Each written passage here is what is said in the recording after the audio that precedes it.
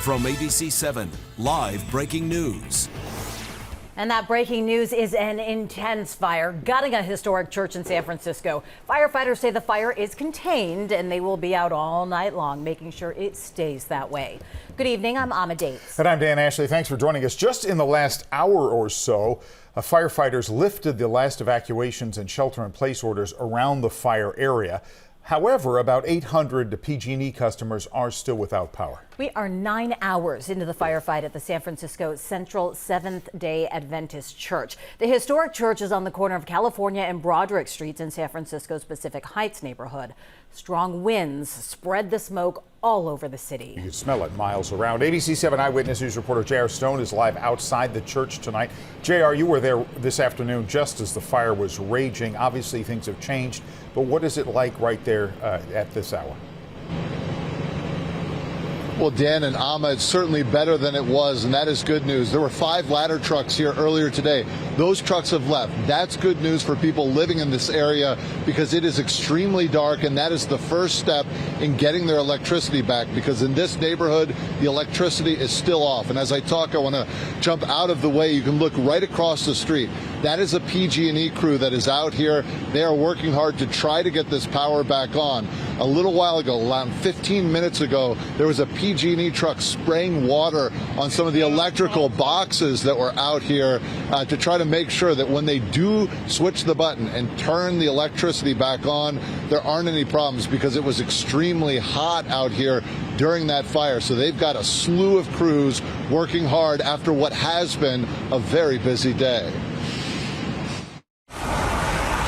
Smoke pouring out of this San Francisco church as firefighters sprayed it down from a ladder truck.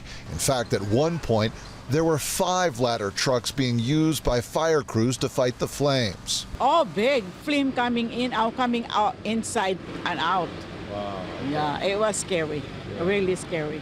Neighbors watching as more than 100 firefighters worked to keep the flames in check as the Seventh-day Adventist Church burned in Lower Pack Heights. Just billows of smoke coming up from here. I was at Alta Plaza Park. You could see it from there. We've been able to see the flames, and the roof partially collapsed at one point. Our camera caught part of that collapse too. Fortunately, no one was hurt there, and no one hurt when the fire first started.